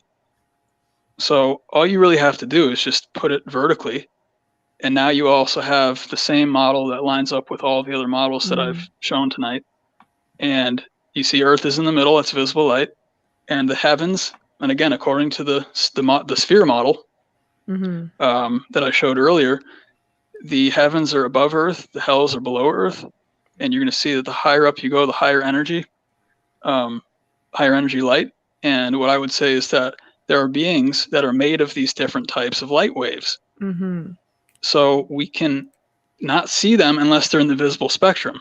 Some of them have the ability to actually either lower their energy or to increase their energy so they can appear in our spectrum. And some of them can do it at will. But for the ones that can or don't want to, they exist up in these UV and X-ray and gamma and infrared microwave radio. They have shapes, they have bodies, I would say. We can't see it if they're not in our spectrum, but we can feel it. Right. Absolutely. Okay, last slide. I'm good at the last slide. Okay, last slide, please and thank you. There we go. Oak Island. Whoa, yeah, here we go. That's okay, so I didn't mention some of the work that I did on Oak Island. I actually went there in 2017. I did some theory work. And I just want to talk about, we can talk about, with whatever time we have left, if that's what you guys want to talk about or the guests want to talk about. But I just want to show how Oak Island specifically fits into the models that I've been showing since the first slide. It's all the same model. Absolutely. This brings and it brings up a very, very interesting question, multiple questions about, specifically for me, about who created Oak Island, or who created this mystery and who created these flood tunnels and all these things. But let me just show you what I saw when I saw this model. And now this model, first of all, is also the model of the Enochian vaults, which were beneath the Temple of Solomon in Jerusalem originally. Yes. And I think they touched on that in the 3rd or 4th season. I think they did. I believe they went to Scotland. They talk about that. So what I saw was, I said, all right, the first thing I'm keying into is that and by the way, let's just say there were 9 verified platforms. I'll leave that part of that for now. Right. But what I saw is that the distances between the platforms were 10 feet. So I'm thinking, okay, well, that's probably, with people who are very intelligent, whoever did it, they're kind of giving you like a ruler. And they're saying, this, pay attention to this, 10 feet right here. As you go down, just pay attention to the fact that this was 10 feet. So each of those are 10 feet distant from each other. Okay. And you see I drew the vault in the 4th one there just to show you, we don't really know because there's no pictures, there's limited evidence about what they saw when they were digging. Yes. But I wouldn't be surprised if they were actually vaulted above the platforms. That's kind of what I would expect from that to mimic the model of the solar system. So as you go down, you're going to get to eventually the 90-foot stone, which was at the 9th platform. And the 90-foot stone, of course, it said on it, one of the translations, and actually this is a translation from the 1965 article, Reader's Digest article. it said 10 feet below, 2 million pounds are buried. Some people have translated it differently. I think 40 feet below was one of the translations. Right. I'm just Okay. going with the big article that everyone read. It said 10 feet below, and Right. it actually kind of fits with what I'm about to describe. But the 90-foot level is also where you had the primary flood tunnel come in. So what they did, according to history, the documents that do exist, according those documents, what they did was they were on the 9th platform. Mm. They picked up the stone, and of course, after they picked up the stone, it started to slowly flood. But if you go back to the model of the solar system, the 9th level is the level of Neptune. Now, this should be very interesting because Neptune was also called Poseidon, right. and we know That's Poseidon right. is the god of the ocean. That's right. Mm-hmm. So here it is they said, all right, well, we're going to make sure the ocean is associated with this 9th level. So they lift up this stone, and all the water comes flooding in. Before they did that, or before they lifted it up completely, I believe they took some like rebar, and they actually were probing beneath the 9th platform, and they hit something at 98 feet. I think they thought it was actually the top of a treasure chest, which, by the way, is also vaulted. It's also like a dome. So in that fits the model too. And I'm betting that whatever it was sitting on that 10th platform, but you couldn't get to it if you just picked up the stone, because the whole point of, and actually the whole point of astrology, I don't know how much time we'll have for that, but the 9th sphere is your dimensional barrier. So if you want to leave the solar system, you have to find a way to get out of the 9th sphere. So it's basically translating that into the money pit model, which is also the Enochian vault model. And all of it is the model. It's the model of a solar system, which, it's the most basic. Before all the religions existed, of course, we had the natural world, and the planets were put in their orbits specifically, and all this stuff was already put up there. So when you want to go back to base knowledge, I always say go back to as above, so below, which in its most basic form is this form. It's the 10 levels. Who in your opinion would have the knowledge to build something like that? Well, I thought about it a lot, obviously. I think there's a lot of groups that people talk about that had the knowledge, at least the theoretical knowledge. They understood the solar system model, which it's also the model of your chakra system. Right. Everyone don't forget that. It's the same model, 10. No matter which model you're looking at. I think that groups like, a lot of people talk about, well, the Templars, obviously a hot topic on Oak Island. Yeah. I believe for sure they would have known this model, for sure. The Rosicrucians would have known this model, and also the Freemasons would have known this model. Yes. So in terms of who created it, it had to be, in my opinion, had to be someone that knew the ancient teachings. It's not going to be someone just, you have a shipwreck and you're like, well, I'm just going to bury everything down here. No, that would have taken a lot of premeditated planning, because it was very well thought out. But if your theory is correct, then that would be a lot of ancient knowledge. There is a comment. Amelia, did you want to get that one from Facebook? Sure. Okay. Yep. Carrie Langdoc, I can't see her whole name. Sorry. The Lagunas went to Rennes-le-Château in Languedoc, southern France, and to Rosslyn Chapel in Scotland. Oh, it just moved, Joe. Sorry. Sorry, that was me. Yeah. Okay. Chapel in Scotland with my friend, author Kathleen McGowan, and friend Toby Dobler of Knights Templar. Right. Yeah. I've been to both places. Also amazing location. Oh, that's Michelle. Yeah, that's me. Sorry. Yeah. No, they're fascinating locations. The mysteries and the codes and all the clues that are left in both locations we really have to see them to really believe them and get an understanding of them. So this was your take on Oak Island. Did you present this to them, or is this just something that you've theorized working? Well, this particular model was really kind of, it goes to the core of the theory. There were other things I did. Some of the things are still potentially in progress. I can't specifically talk about other parts of it. However, all these platforms have been destroyed. So there's no way to even get down there and to see if that's true or not. Mm-hmm. But yeah, it's one of the things that I came there with initially, because it's what I study and it's what I do. I mean, this is basic astrology. It's basic Eastern tradition knowledge of the human body. Mm-hmm. And you can flip it. It's on the top side, or it's on the bottom side. You're either going up or you're going down. Mm-hmm. But it's always the 10. Right. So, right.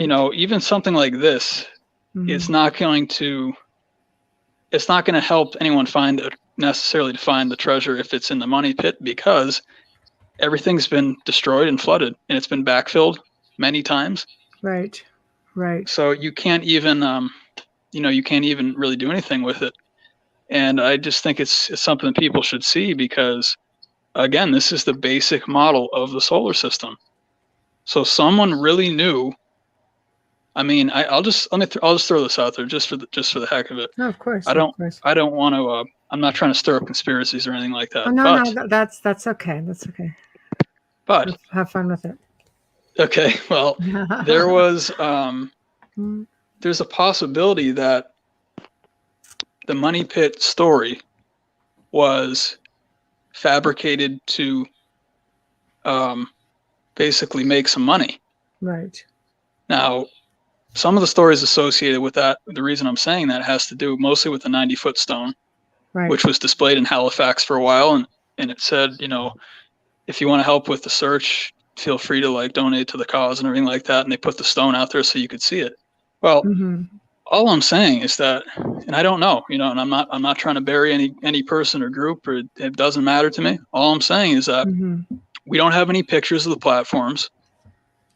We don't have literally any proof that there were platforms even to begin with.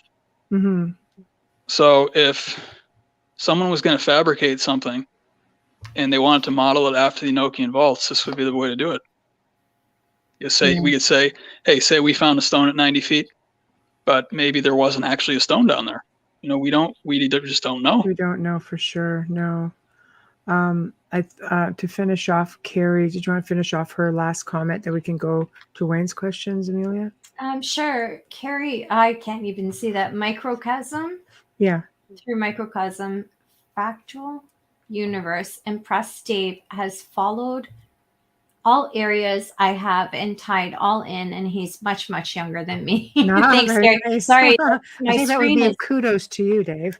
My screen is so far away. I'm so sorry. Yeah, that's there's a question from Wayne. Okay. There's a question and a comment. So I'll start with all of them, and then when I'm done, Dave, if you wouldn't mind responding to it. He is asking you, in your opinion, what planet in our solar system is the richest planet? Is it Saturn? In the old solar design, which planet number would that be? He's asking because he believes the entrance to the vault, he says, I think the entrance to the vault is above the 90-foot stone. It could coincide with another planet in the old solar system. Just a thought. That's right. A side chamber that bypasses the flood tunnels. Yeah, I called him a show off. Yeah. Okay. Well, thanks guys for participating. I mean, this is great. Appreciate that. And to comment on the first comment, I've dedicated my entire life to this, and it's something where you also have to have some vision. It's not just like stale knowledge. You have to be able to try. So a lot of this stuff I've had to sit, in something you could call it a meditation, or you could call it prayer, you could call it whatever you want. But I've had to sit and just wait for it to come to me, or wait for it to be given to me. I'm not saying, everyone has their own opinions. I think it's great. People need to make up their own minds about things, but it really seems to fit really well with all of the traditional teachings if you just make it into an easy model. And of course, to do that, you have to know biology. You also have to know about the stars and the planets, which is actually not something that's very common at all. Mhm. I don't think I've met another biologist that's an astrologer. It's a very, very, very rare thing. Right. And to answer you, what was Amelia? You said what was the richest planet? He asked. Let me go back to it here. He asked, "Is the richest?" Let me start from the beginning. In his opinion, what planet in our solar system is the richest planet? Is it Saturn? The richest. Okay, richest meaning. We'll have to get him to type that in. Okay. He also made I a know where he's comment. going with it. I know where he's Okay. going with it. Yeah, there's a lot of symbolism around that. Well, I mean, if you're talking about spiritual riches, Saturn is the crown chakra, so that's correct for sure. It's a lot. Yeah, But there's a lot of symbolism around it too. Yeah, he also made a comment that a side chamber that bypasses the flood tunnels. oh yeah, that could have been there. That could have for Yeah. sure been there. I mean, maybe the stone, if it was real, they said don't lift this because it's going to flood, and of course they couldn't even read it or interpret it, and they just took it off. And by the way, I just want to mention this so people can understand this too. When they lifted that stone, this was a Saturday. They came back on Sunday morning. From the story, it was after church, and it had flooded all the way up to 33 feet from the top of the money pit. So to add things onto this puzzle, everything way back when I first started researching, I said, how can everything possibly be this correct? They have all the proper numerology. They have all of the platforms where they need to be. And I'm like, how do you even engineer that? Even if you wanted it to flood to 33 feet within the top, how do you even make that happen? You're talking about tides from the ocean. I mean, unbelievable. Mm-hmm. No, I agree. I don't know. To me, it's all very fascinating. It's just, it was genius, really. It's like, it really is. I love what they're doing with the show. I love everything. They're taking their time. Some people get really aggravated, but I love the whole archaeological part of it as well. I think preserving that history is really important, and they're really doing a good job with it. So I don't know. Any other questions? Carrie says it's called a download now in terms. Yes, this is true. So yeah, and I agree with that, Michelle. Yeah. I just want to give credit to all the people on the island. I think they're doing a good job, really good job. Okay, here's also with preserving history and just making it a positive show and a good family show for people to get families together. And Rick always talks about that. That is true because you're teaching your kids history and you're learning with them and you're having conversations. That is a really good point. Wayne just finished his comment. He said, yes, that's what I mean. Rich in many ways, so that the rich planet would have a number. That's where I think the side tunnel would be. Just a thought. Oh, okay. Well, typically Saturn is 7. However, if you look at pictures of Saturn, it does have a hexagon on the top of it. Which, if you want to go into some of the mysticism, you can talk about the hex associated with Saturn. Saturn is, now in the mythology, Saturn was he basically ate people. And the story of Kronos, he ate the young people. Really what that's talking about, and a lot of these stories are many levels, but really what that's talking about is Saturn is in charge of the physical world. So Saturn rules carbon. By the way, the number of carbon is 666. That's a really important one. See, the elite talking really about work around the symbolism of Saturn, if I'm not mistaken. It's a whole other show, but oh yeah, absolutely. Everything you're saying ties right into that. Yep, yeah, I'm sure. So in any case, Saturn is responsible for the physical world. He's responsible for matter, which gets very metaphysical very fast. But no planet is just good or bad. They're actually both, depending on the situation and depending the good attributes of Saturn are the discipline, the seriousness, to get things done, to make sure things are in order. And the parts that are challenging are the fact that, Saturn's not showing any emotion. It's not really that interested in being overly emotional or dramatic or anything like that, or no flourishes or anything like that. But yeah, I would say generally, to answer Wayne's question, I would say 7 for Saturn. However, I also keep 6 in my back pocket just because of the association with the hexagon and with 666. Right.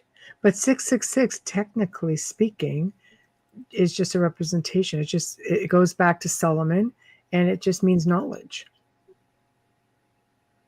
Look that. Oh, is that Look that up, guys. What did they say more about that, Michelle? Or what? How does that translate? Is it numerology for that part of it? Well, basically, there was a man who did some research on that. Joe and I talked about that a little bit on the last Gray Zone show, and again, I'm a bit sketchy on it because it was just a very small part of a very big segment. But he dug in and found that it did go back. It was the number of a man of the time, which was Solomon, because Solomon was supposed to be the master of knowledge of his time. So it does tie in a little bit with numerology, but it also tied into a lot of different things that went into even the Bible, even beyond that. So there's so much research around it that I actually had to just like direct people to go over and look it up for themselves, because there's just no way we could touch on all of it unless we specifically did a segment just on it, to which we actually might, because it's a really fascinating topic. So definitely dig that up. It's amazing. People, you just Google it, like just play around with your words. 666, knowledge, King Solomon, and just see everything that comes up. You'll find it. Okay, yeah, I'll definitely check that out. Wayne says, "Thank you, Dave." Excuse me. Sure, you're welcome, Wayne. Yep. Yeah. So if you flip now, I'll just add this really fast. If you flip 666 the other way, it's actually the number of God, which is 999. Right. Mm-hmm. And again, if you look at the model, that's the last step before you break through into the 10th sphere. You're sitting at 99 or 99, whatever it is, it's the same. Base 10.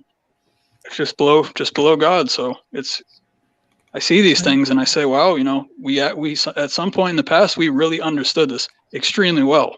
Right. No, absolutely. Absolutely. I just brought this up. So I will read to you a little bit of the notes that I have. Okay. And then you can kind of take it from there. It says, it's actually linked to the most sacred rituals of the Old Testament and to knowledge itself. This is 666.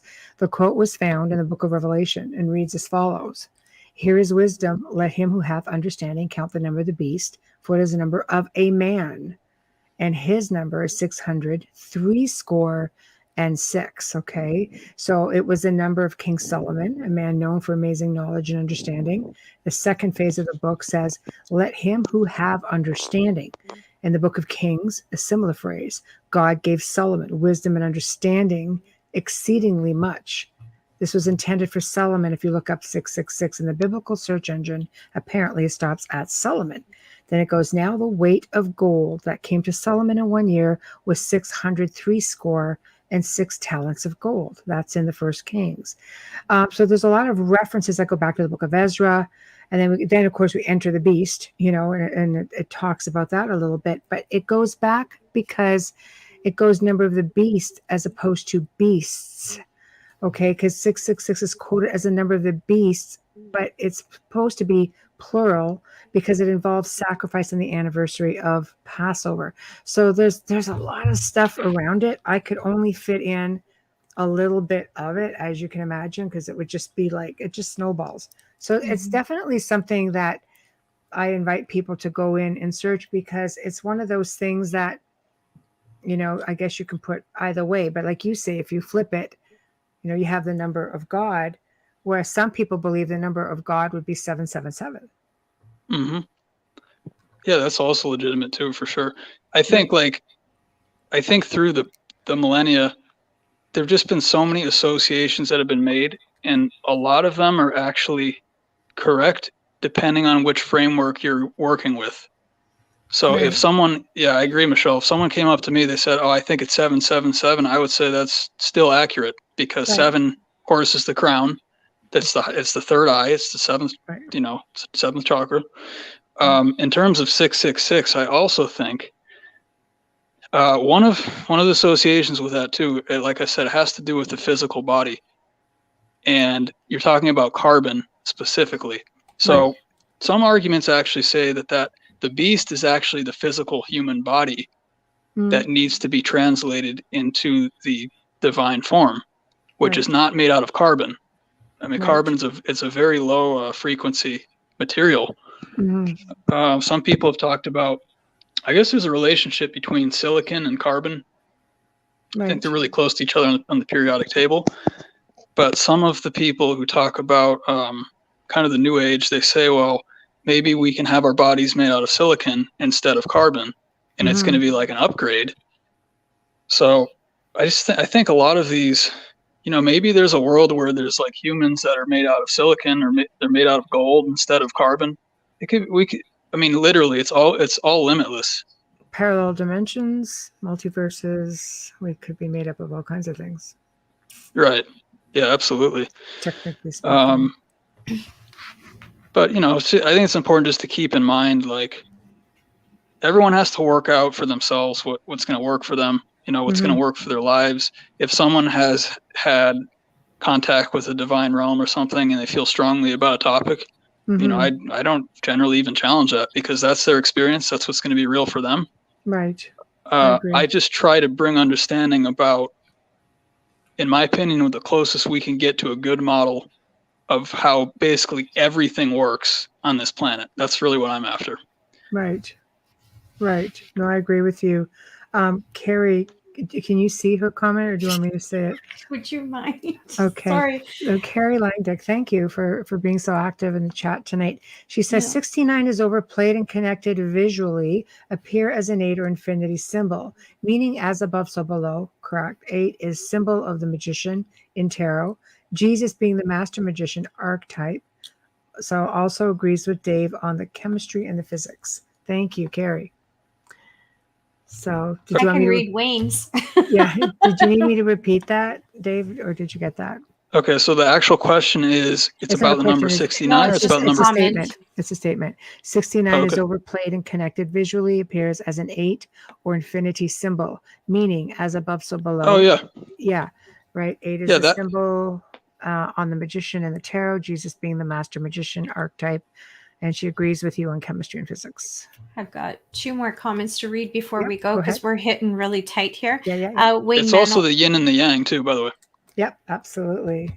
Wayne Mallows wrote, in the last season, the guys were tracking a lateral tunnel running at the 80-foot depth. So 7 would be the closest to the 8th platform. And Zach, man, so glad to see you back, Zach. He went through COVID. He's feeling much better. Welcome back, Zach, man. Yeah. Great show tonight. Thank you, Dave, for joining us this evening and sharing your research with us. Have a good night, everybody, and see you tomorrow night. Absolutely. Thank you, Zach. Take care, Zach. Thank you for joining in. So thanks, Zach. Yep. So is this something that you do? You say you do all these charts. Do you do charts for people? I'm just, this is a part of the show where you promote yourself or direct people to yourself, or just tell us all what you want us to know about you. Okay. Well, I do a lot with the ancient knowledge, as everyone can see. It's distributed over many disciplines. And in fact, in the ancient world, you really kind of had to know as many as possible. And you want to see, the idea is you want to see the overlap between the different disciplines, not try to separate them. Right. But in any case, I am an astrologer. I've been doing astrology for 7 years. I've done thousands of birth charts. And one of the primary things I do, just because it's kind of like a go-to, I mean, if people have interest in astrology, I teach astrology. I can teach astrology, no problem. If people don't necessarily have interest in that, I also do birth charts, which is on the day you were born. There's a plan for your mind and for your body. It's basically, the way to think of it is, it's basically the sky at the moment you're born is literally stamped into your tissues of your body. And it's stamped into your mental structure, which is invisible. Can I ask you a question, Dave? What if someone doesn't know what time they were born? So well, do if you don't know the time, like the exact time, or if they say to you, I was born in the morning? Someone Well, I asked can. me that today when I was out, because they're actually listening to the show, and they asked me that today when I was out. And I said, I really don't Okay, know, great. because I don't know much about that. Well, I've sometimes I can try to make an educated guess as to the time. If they know it's within like a 2-hour bracket, sometimes I can get pretty close, and and the person would know because all of the 12, there's something that's called the 12 houses in astrology, and they're a counterpart to the signs, but they're different, and they represent facets of your life as opposed to signs, which is more like a primary types of energies.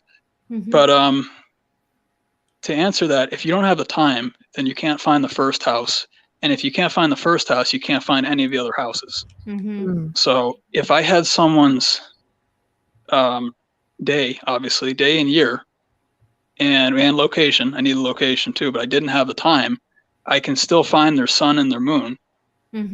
And most of the other planets should end up being very accurate.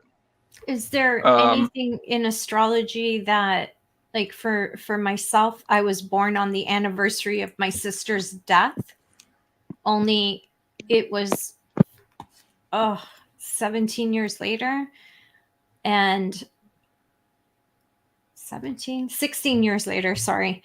And she died on a Thursday at 8:00 in the morning, March 19th in 1953, and I was born March 19th, a Wednesday at 8:00 in the morning in 1969. I was just curious, do you ever get anything like that? Well, that's really fantastic in terms of thinking about how that connects. Yeah, I have actually once or twice before, and one of the ways I can pull a lot of information out of that. Actually, one of the ways I can do that is that I pull up the planets where they were on the first date. If I was looking at the date of passing, I can pull up that date, and then I can pull up the birth date that's on that same day, of course, a different year. And I will literally put them side by side, and I'll see what I can see in there. And a lot of times, I mean, when you're talking astrology, you're talking very high level spirituality. It's not just this is my personality. This is this. It's literally what moment in time am I going to incarnate in order to either accomplish something. Sometimes it's for karma. Some people come here as protectors. Some people are just curious. There's literally so many reasons you might end up down here. But yeah, to me, that's actually extremely significant. And to see a lot more of that, I basically pull up both next to each other. And then I would want to know what that person is trying to see specifically. Well, she was a baby when she passed away. She was 7 months old in Italy. And the reason why I'm so curious, we'll have to talk about this like off air, maybe through Facebook or something. And maybe, I just think it's crazy because my mother even thought it was so bizarre that she named me after her because she felt like it was a second coming kind of thing. Oh, okay. My mother was gifted as well. So, but yeah, just really strange. It's interesting to know other people have gone through it. I'm not the only, I've always felt crazy, like weird that happened. Oh no, this is, to me, like it gets weird when if you don't think there's an order to it or a system to it.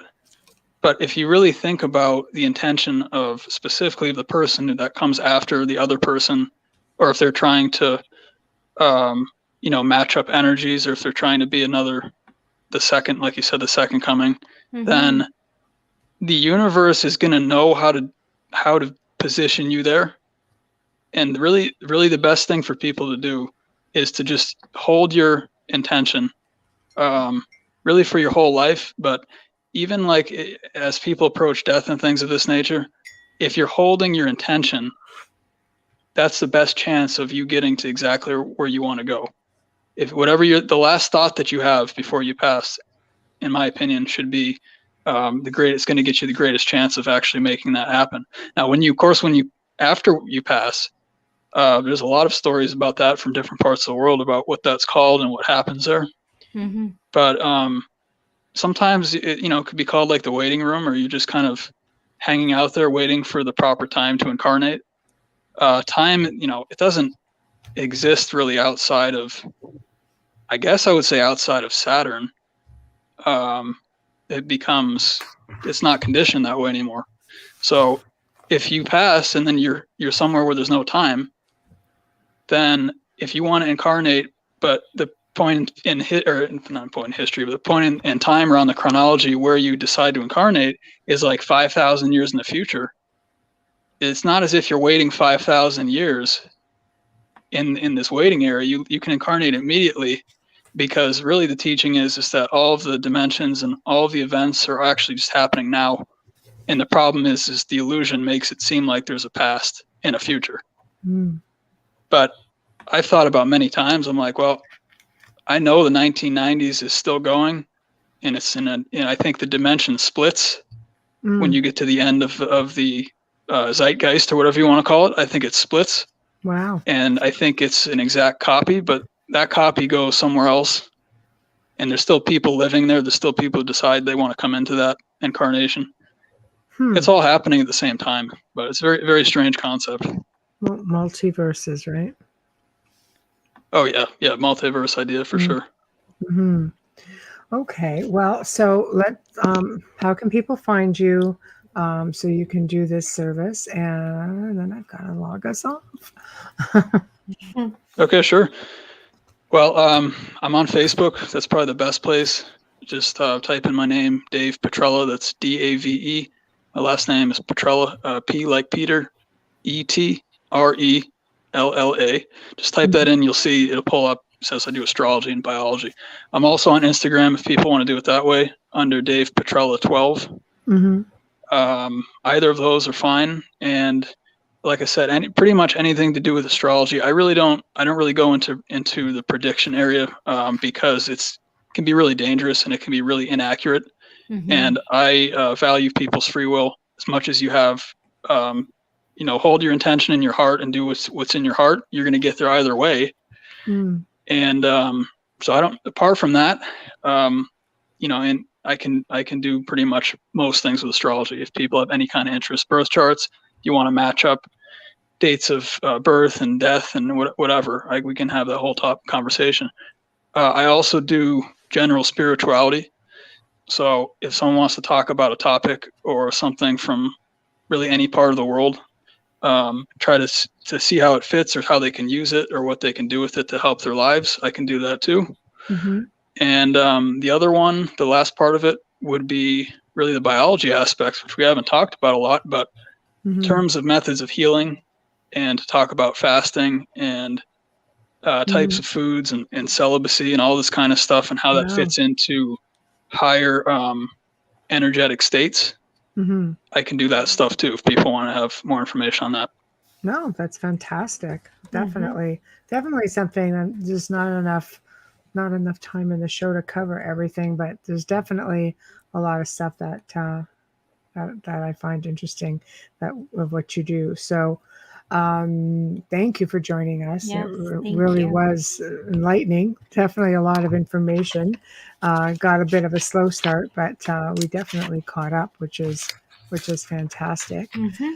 So again, thank you. And we will definitely be in touch and maybe try to do this again.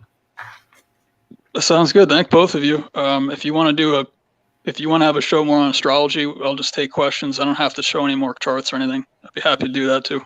Yeah. Oh, thank you. You did a great job. Thank you. Yeah. All right, Dave. Thank you so much. Okay. Thank you, Michelle. Thank you, Amelia. Thank you. Good night. Good night. Well, we have come to the end of another awesome segment here on the Outer Realm. And we want to thank everybody for tuning in. And well, thank you, Carrie. Very, very, very welcome. So again, thank you to everybody in chat. And thank you to Dave Petrella. Thank you to Joe Montaldo for manning the fort behind the scenes. Huge thank you to Folgers Coffee for sponsoring the Outer Realm. We appreciate you very much. You're a very big part of our journey.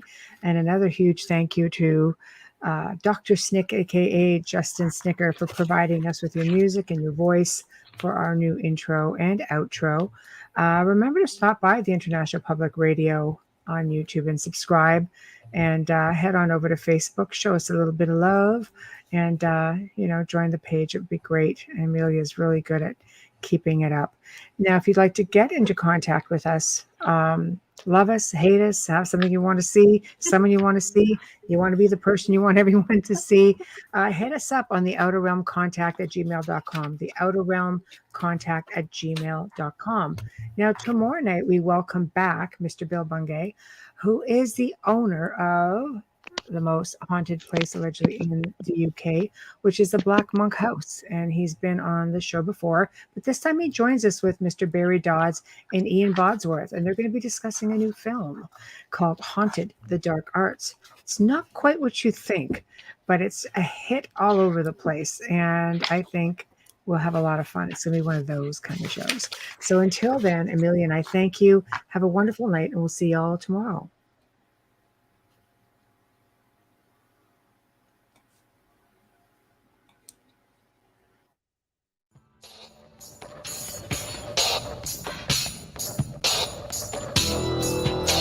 Welcome to the Outer Realm with Michelle Desrochers and Amelia Pisano. Airing live on the United Public Radio.